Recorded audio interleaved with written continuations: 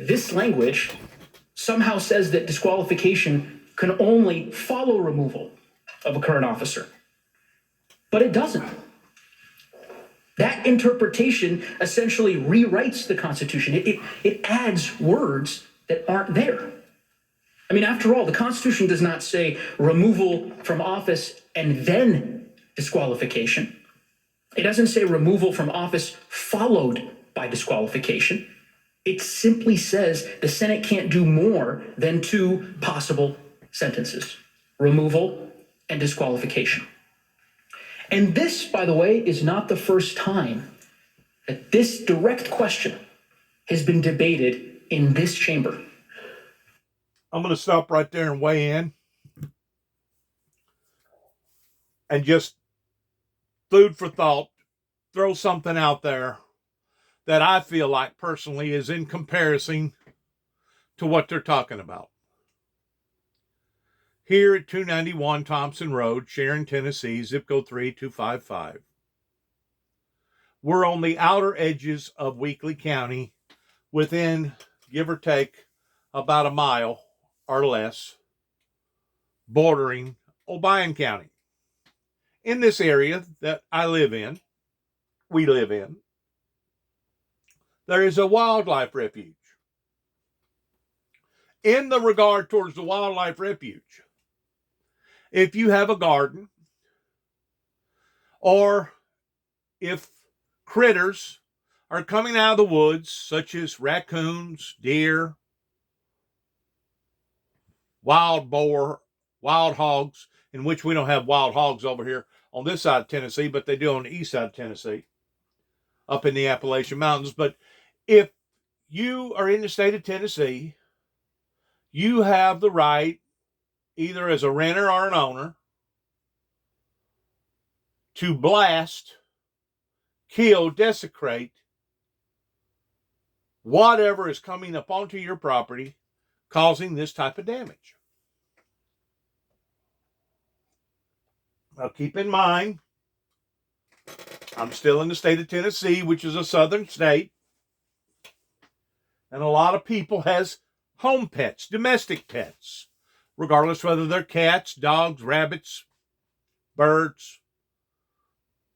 I've even seen pet raccoons, pet squirrels. Not too far from here, there's a exotic place. It's got, I guess, halfway pet zebras and other types of rhino and other types of animals that I guess can be considered pets, that he had to go through great extremes towards fencing it off, including giraffes. But the point that I'm trying to make here is this: me as a homeowner, under normal pretenses, has the right of blasting whatever that I feel like is bringing destruction up onto my property, regardless whether it be a garden or bringing any type of destruction, regardless whether it be a cooker or getting into my garbage, etc., etc. I have the right to euthanize that particular animal, even if I know that the animal is domesticated. Even if I know who the owner of the domesticated animal is, I still have that right to euthanize that animal, especially if I have done already put out warnings that if the animal comes back, I'm going to euthanize it. If you are going to remain a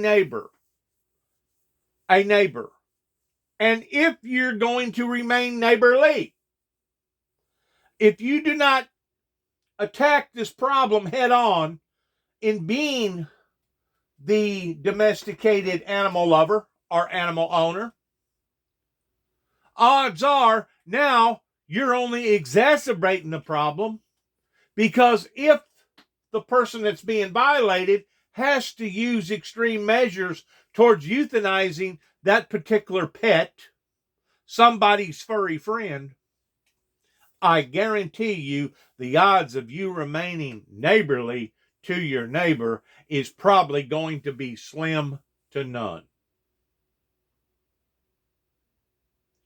So you have to weigh it out as a good steward.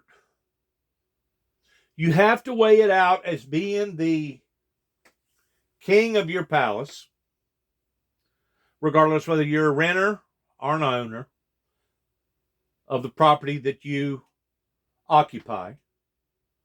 The lesser of the two evils. Which is worse?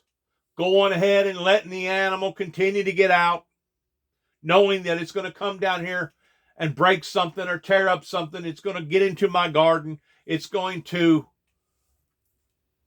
get into my garbage or whatever. It's going to continue to cause havoc and problems. Do you put up with that as a homeowner or a renter?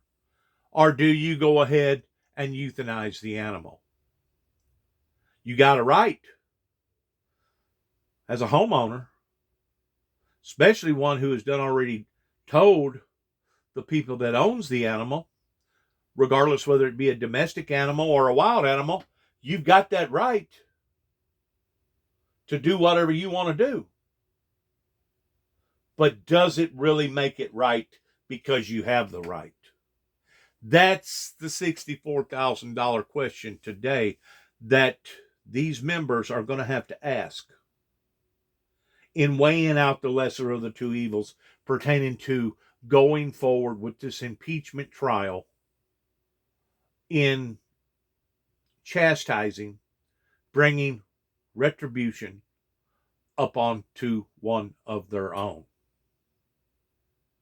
Like I was saying a while ago, when you do something like this, it opens up another opportunity to the degree that now they can, what's fair for the goose is fair for the gander. They could do the same thing to prior elected officials that have made great, horrible mistakes in the past.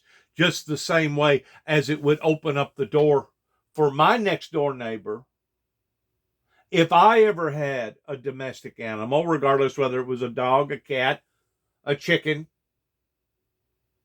a pet raccoon, a duck, or whatever, it would basically give him or her the same right that if my animal ever got out and decided to stray over onto their piece of property, that they would have the right to do exactly what that I had done to their animal, which was basically euthanize that particular animal, even though they know that that animal was a domesticated animal and that animal belonged to me. You got to weigh out the pros and the cons between the lesser of the two evils. And the Bible says to try to live peaceable with all men. And I realize that Donald J. Trump needs to be punished. My particular debate is okay, he needs to be punished, but does he need to be punished by the Senate? By upper epillage? Now, since he is in fact a citizen, why could not he be tried on a federal scale as being a citizen rather than either being a president or a prior president? Because the way that I understand the laws of the land, you can correct me if you want to, but you cannot be tried for the same crime twice. And if they're doing what they're doing pertaining to the body, Congress, the Senate, in regards towards starting something and not completing it, all they're basically doing is once more giving Donald J. Trump a get out of jail card, because in reality, according to the way that I understand the law, under the double jeopardy law, that I personally feel like that they violated up in Kentucky in my particular case, especially whenever I didn't break no order or no violation. under the law, you are not allowed to try somebody twice for the same crime.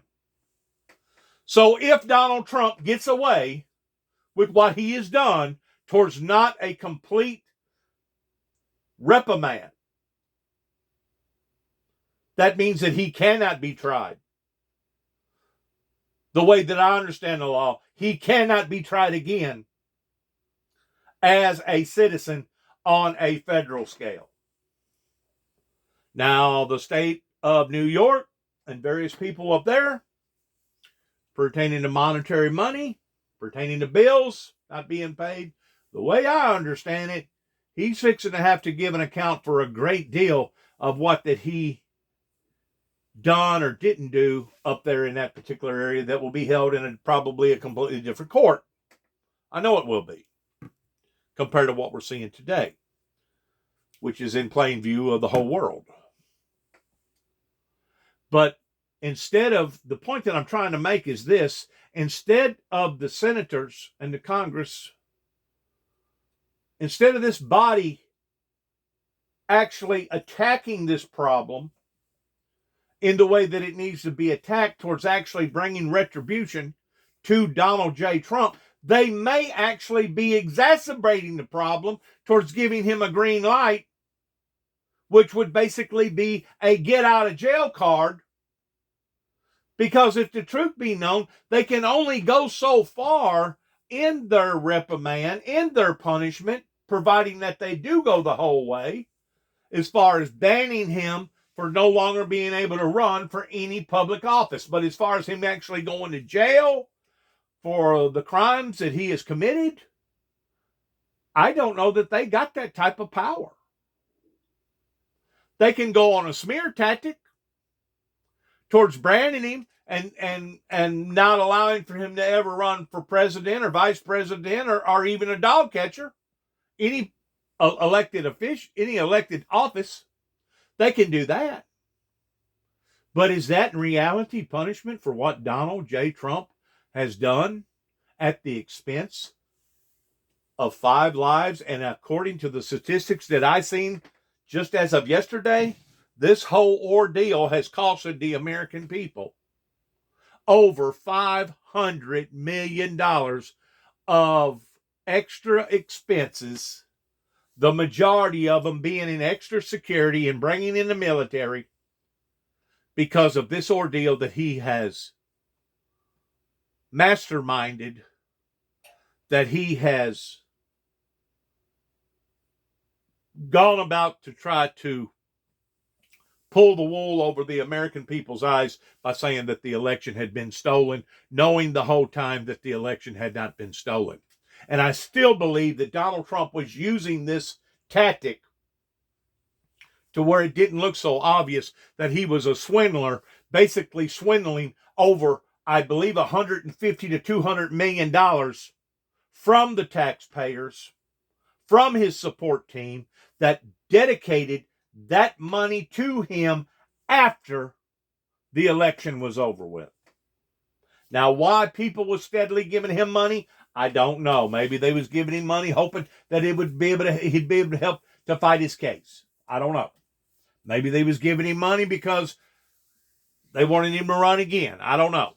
Maybe they was giving him money because they felt like that he wasn't treated fairly. Maybe they was giving him money because they actually thought that the election had been stolen, because these was the lies that Donald Trump had pumped into the American people.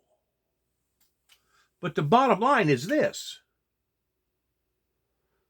If what is going on here today continues to go on, and they do not go whole hog, full steam, do or die type scenario, it's only really and truly exacerbating the problem, because it protects Donald Trump the way that I understand the laws of the land. It protects him towards him ever being tried again for these same type of crimes. I think there's no doubt he intended to start a big hullabaloo. He intended to start a possible erection. and trying to overthrow the election, trying to overthrow basically the government. I think there's no doubt that he's guilty of that. But now, whether or not he stands in front of a true, let me think of the word, tribunal court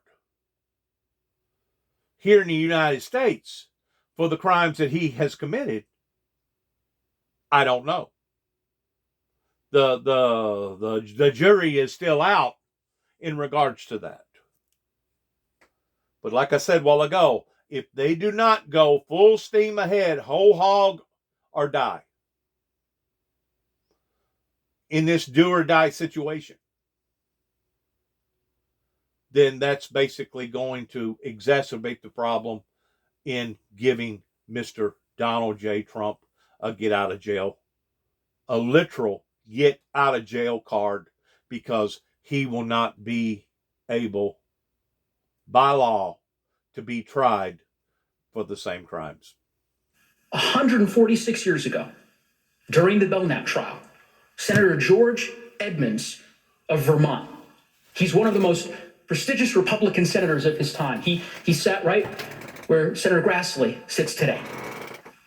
He zeroed in on this exact point during the Belknap trial.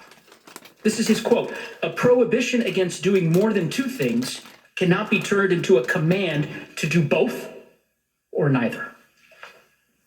And just imagine the consequences of such an absurd interpretation of the Constitution. I mean, if President Trump were right about that language, then officials could commit the most extraordinary, destructive offenses against the American people, high crimes and misdemeanors. They'd have total control over whether they can ever be impeached, and if they are, whether the Senate can try the case.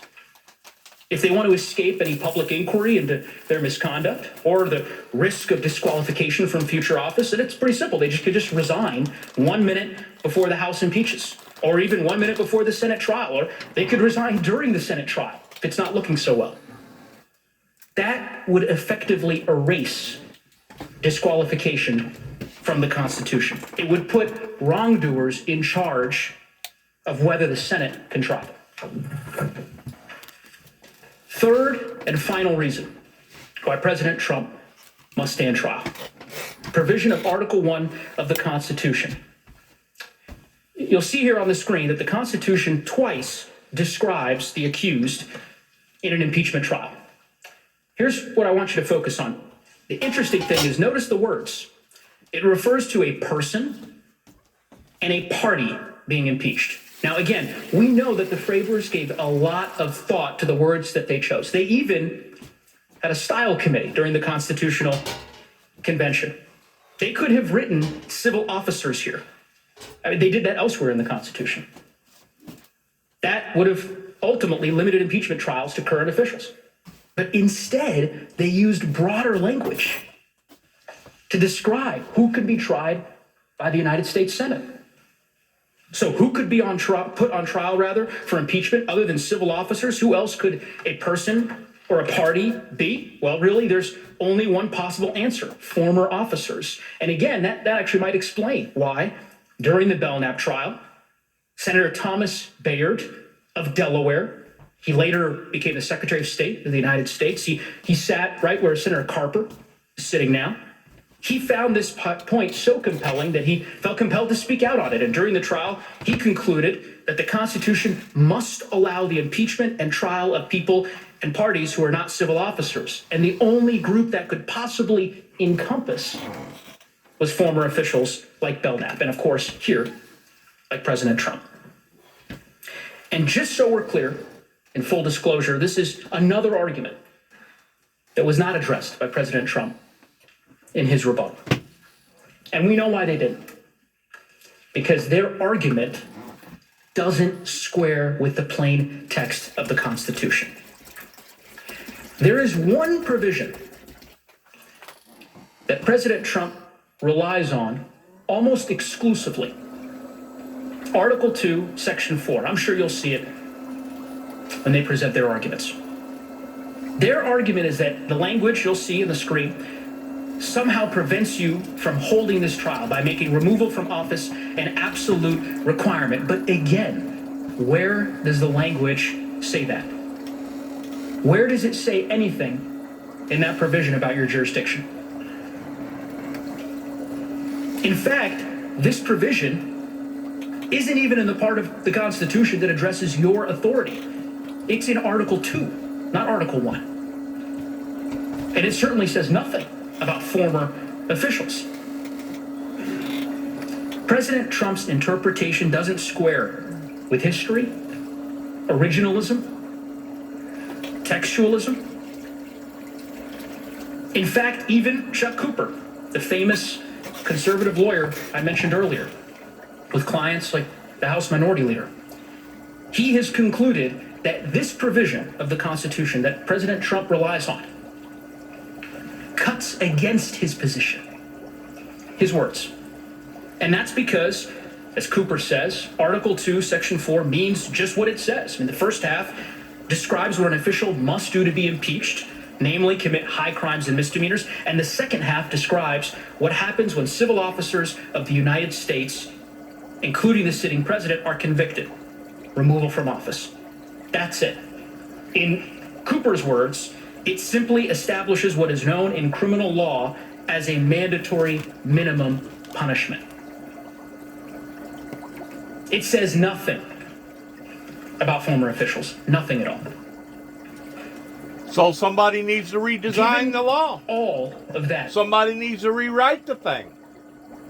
If it don't say nothing at all about former officials, somebody needs to rewrite the rule book and put it in stone towards what you can do and what you can't do. That way it won't be a catch-22 deal.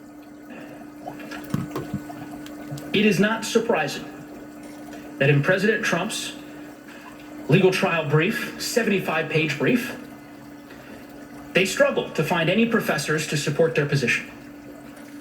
They did cite one professor, though. Professor Kalt is an expert in this field, who they claimed agreed with them that the only purpose of impeachment is removal. Professor Kalt's position, which they had to have known because it's in the article that they cite in the brief, is that removal is, quote, not the sole end of impeachment. Actually, in that same article, he describes the view advocated by President Trump's lawyers as having deep flaws. And again, you do not have to take my word for it. You can take Professor Kaut's word for it, the professor they cited in their brief filed yesterday, because he tweeted about it. And on the screen here, this is what he had to say. I'm not going to read through it in great detail. I'll just simply give you the highlights. President Trump's brief cites my 2001 article on late impeachment a lot, but in several places, they misrepresent what I wrote quite badly. There are multiple examples of such flat-out misrepresentations. They didn't have to be disingenuous and misleading like this. This key constitutional scholar, relied on by President Trump, said it just right. I have explained in great detail the many reasons why the argument that President Trump advocates for here today is wrong. I just want to close with a note about why it's dangerous. Lead manager Raskin explained that impeachment exists to protect the American people from officials who abuse their power, who betray them. It exists for a case just like this one. Honestly, it is hard to imagine a clearer example of how a president could abuse his office, inciting violence against a co-equal branch of government while seeking to remain in power after losing an election. Sitting back and watching it unfold. We all know the consequences. Like every one of you, I was in the Capitol on January 6th. I was on the floor. with Lead Manager Raskin. Like every one of you, I was evacuated as this violent mob stormed the Capitol's gates. What you experienced that day, what we experienced that day, what our country experienced that day is the framers' worst nightmare come to life. Was horrifying. Absolutely horrifying. Demoralizing. Don't really even fit the category of what we've seen.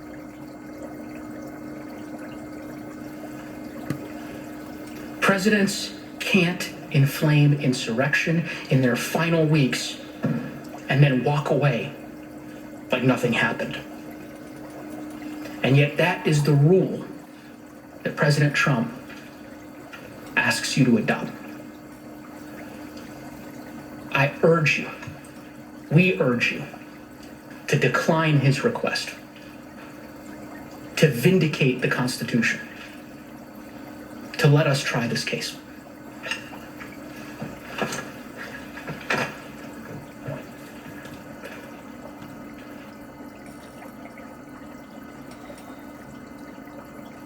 Well, that was a long, brought out thing. Let's see what this other feller now has to say. That may actually be just the opposite of what he had to say.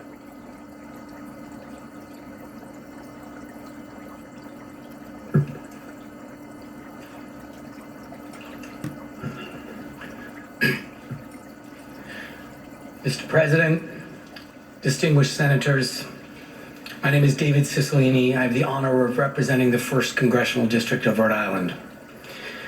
As I hope is now clear from the arguments of Mr. Raskin and Mr. Neguse, impeachment is not merely about removing someone from office.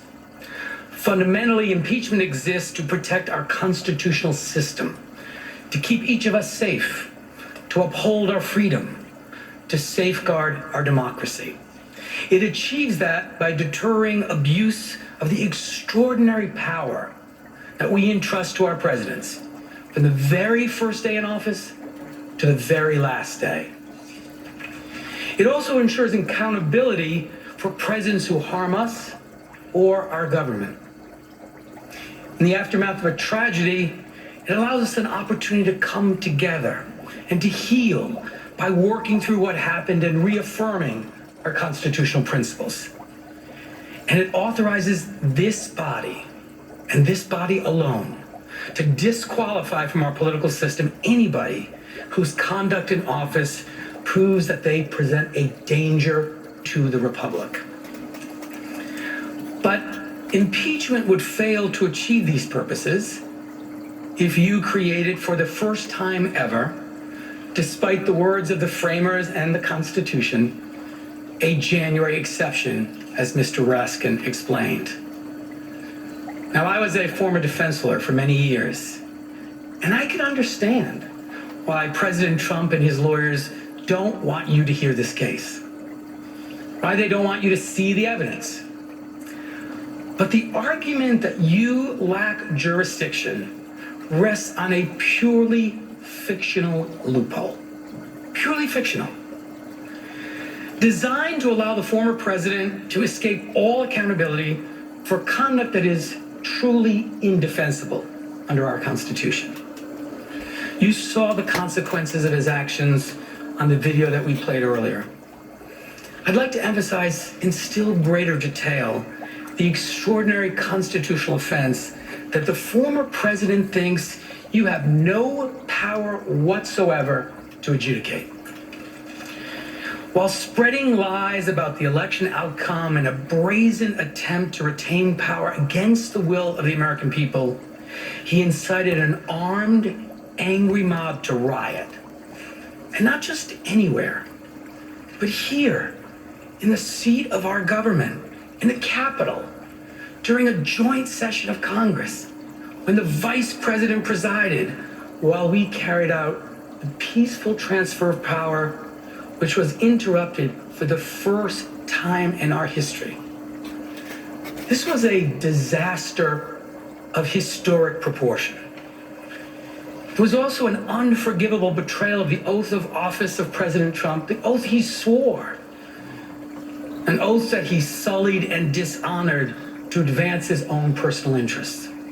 And it was also hidden in plain view pertaining to the vast majority of the people that worked in them offices up there that could see this coming, this runaway train that was fixing to run off the tracks. They could see it coming, but they just obviously didn't believe that it actually would.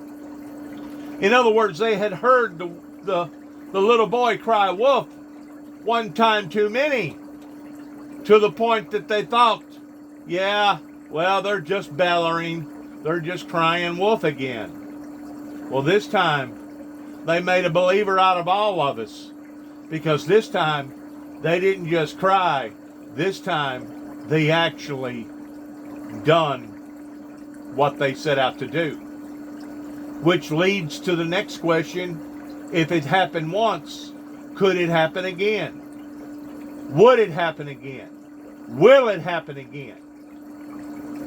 And if it could happen again, how can we prevent from it ever happening again?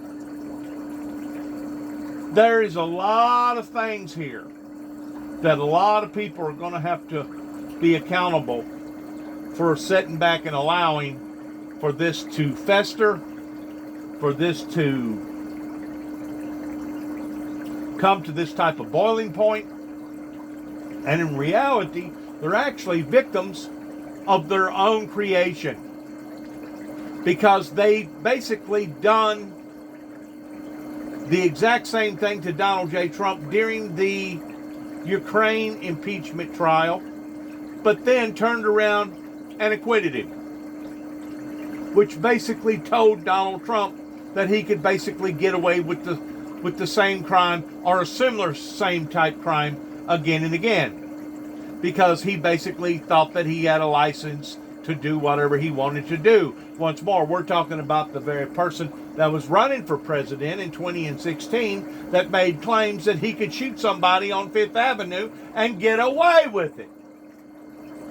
And get away with it.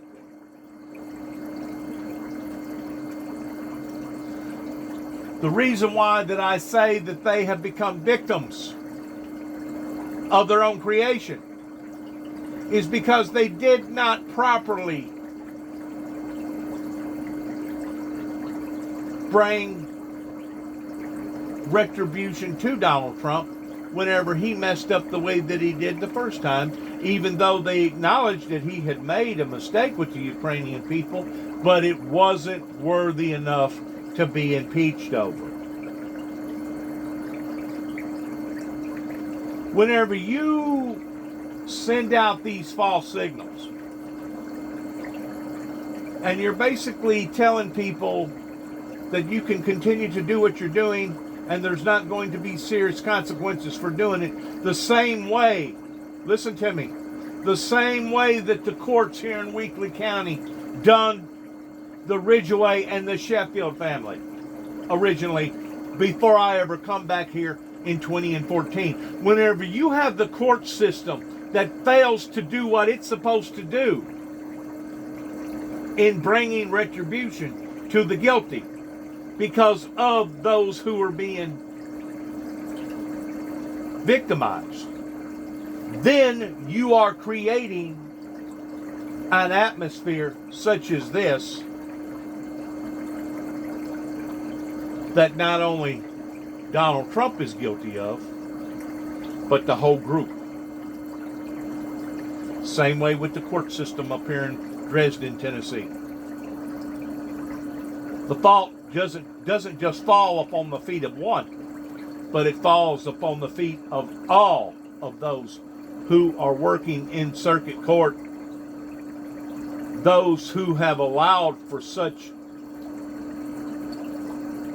unjust doings to occur again and again and again, especially with the situation that I'm talking about, that God only knows that the complaints and the telephone calls and the trips made in front of various judges in Dresden.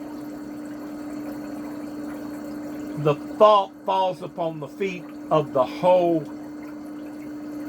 system. That one needs to take just as much responsibility as the other, because if they was truly doing their jobs, somebody would have spoke up and said, Your Honor, do you really think you're making the right decision towards allowing for them individuals to not just get by with it once, not just get by with it twice, not just get by with it the third time, but I could go on and on and on with the times that these violators kept violating David and I, that they never had to truly go through any type of severe punishment towards. But yet now, our intentions was out of concern over 3 little children, and I'm the one that wound up with a black mark as far as having a felony for stalking my own neighbors across the road from me, in which to this day I still cannot see where that can be possible unless you're out there with cameras, and you've done been told several times to put the cameras up, but they're still out there with cameras and they're documenting the neighbors for whatever reason that they're documenting them for. And you've done been told several different times, do not do this anymore, because if you do, we're going to come down on you and we're going to throw the book at you. In my first offense, the way that they twisted it around, you had the DA, the prosecuting attorney, up here in Dresden, Tennessee, that was passing out felonies like passing out pancakes, like passing out donuts, like passing out drugs in the middle of a drug party somewhere. You know why they wanted to give me a felony? Because they had been gunning to give me a felony ever since I stood out in the eyes of the general public, going all the way back into 1988. That's why they wanted to insert or brand me with a felony.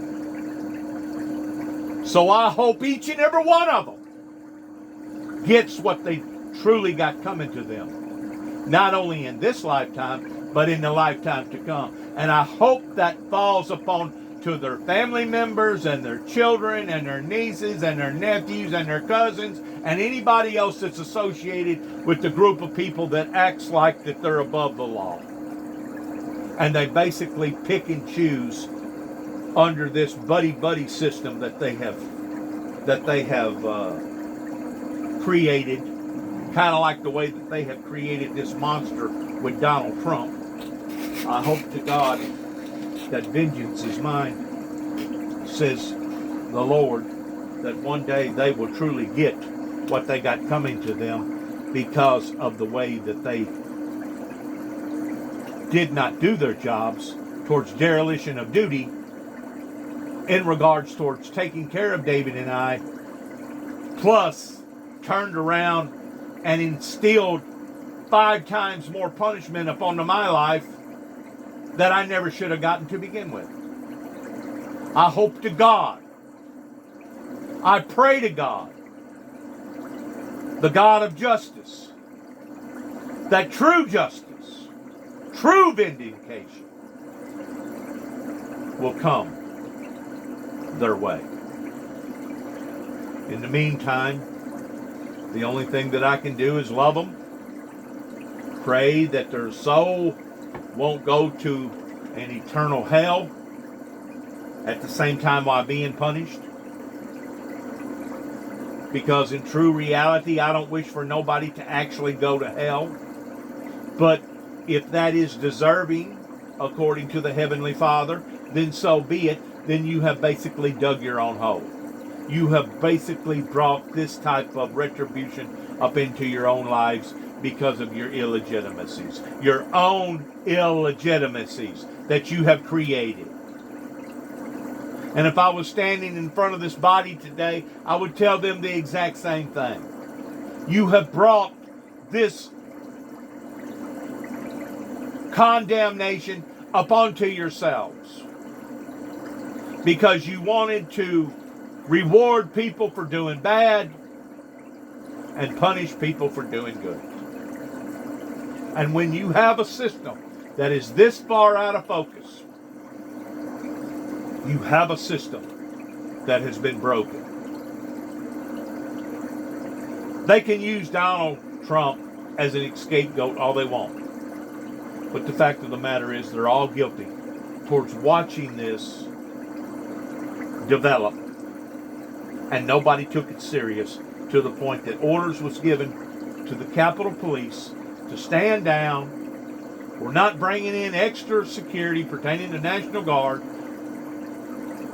And somebody in the Capitol Police Department agreed with it and said, we can handle it. We can handle it. Even though it had been spewing, even though it had been cooking, even though it had been premeditated, I guess for a couple months since the actual election. Everybody and their brother seen what was being fumigated, what was being created. Nobody took it serious. Once more, it was under the same pretense as the little boy crying wolf. Well, they've cried wolf before. We've heard them squall before. We've heard them whine. We've heard them complain before. Well, this time, they done more than just squalling. This time, they actually implemented what that they had been threatening or what that they had been crying about the whole time. And they took Donald Trump at face value of what he was saying towards the election being stolen. They was influenced by the influencer, by the great rebel riser who had brought it to that level. And we see on January the 6th towards just exactly what had happened. We're going to listen to a little bit more of this, and I'm going to let it go because I feel like that I've said enough to my viewers to give them a full intellect of what is going on. I don't know that even the founders of this body has looked deeply into this towards if they do not punish Donald Trump going into this whole hog or die, full steam ahead, they're basically exacerbating the problem rather than stopping the problem, because in reality, if they don't go through with this in their retribution tactics or techniques, it's basically given Donald John Trump a license to get out of jail, because you cannot be tried twice for the same crime here in America. Or that's what they claim, even though I had to go through what I had to go through with pertaining to Judge Woodall, Gary Hawkins and Lisa Hawkins, that was associated with Land Between the Lakes in regards to a federal national forest just north of here that obviously was not going to be satisfied until they tried to completely destroy my life. They tried the first time, which was the Four Rivers Behavior Center. Then they tried the second time that I stood in front of a federal judge and went to MCC in downtown to Chicago. And then the third time they tried the same bunch, tried me again off of state crimes towards me going to LaGrange, Kentucky and being fed poison that caused obesity and my deteriorating health. I hope that they're now satisfied in Land Between the Lakes, because that's exactly what they set out to do. They set out to destroy an innocent person's life, the same way that the court system up here put a felony illegitimately upon my life. They had finally completed what they set out to do 30-something years ago, which was to stop one of their citizens that was preaching a message that they didn't agree with or that they didn't support. And make no mistake about it. As you think about that day, things could have been much worse. As one senator said, they could have killed all of us. It was only the bravery and sacrifice of the police who suffered deaths and injuries as a result of President Trump's actions that prevented greater tragedy. At trial, we will prove with overwhelming evidence that President Trump is singularly and directly responsible for inciting the assault on the Capitol. We will also prove that his dereliction of duty, his desire to seek personal advantage from the mayhem, and his decision to issue tweets further inciting the mob, attacking the vice president, all compounded the already enormous damage. Now, virtually every American who saw those events unfold on television was absolutely horrified by the events of January 6th. But we also know how President Trump himself felt about the attack. He told us. Here's what he tweeted at 6:01 as the Capitol was in shambles and as dozens of police officers and other law enforcement officers lay battered and bruised and bloodied. Here's what he said. These are the things and events that happen when a sacred landslide election victory is so unceremoniously and viciously stripped away from great patriots who have been badly and unfairly treated for so long. Go home with love and in peace. Remember this day forever. Every time I read that tweet, it chills me to the core. The President of the United States sided with the insurrectionists. He celebrated their cause. He validated their attack. He told them, remember this day forever. Hours after they marched through these halls looking to assassinate Vice President Pence, the Speaker of the House, and any of us they could find. Given all that, it's no wonder that President Trump would rather talk about jurisdiction and a supposed January exception, rather than talk about what happened on January 6th. Make no mistake, his arguments are dead wrong. They're distractions from what really matters. The Senate can and should require President Trump to stand trial. My colleagues have already addressed many of President Trump's efforts to escape trial. I'd like to cover the remainder and then address the broader issues at stake in this trial. For starters, in an extension of his mistaken reading of the Constitution, President Trump insists that he cannot face trial in the Senate because he's merely a private citizen. He references here the Bill of Attainder clause. But as Mr. Neguse just explained, the Constitution refers to the defendant in an impeachment trial as a person and a party, and certainly he counts as one of those. Let's also apply some common sense. There's a reason that he now insists on being called the 45th President of the United States rather than Citizen Trump. He isn't a randomly selected private citizen. He's a former officer of the United States government. He's a former president of the United States of America. He's treated differently under a law called the Former Presidents Act. For 4 years, we trusted him with more power than anyone else on earth. As a former president who promised on a Bible to use his power faithfully, he can and should answer for whether he kept that promise faithfully and fairly. Don't forget that word.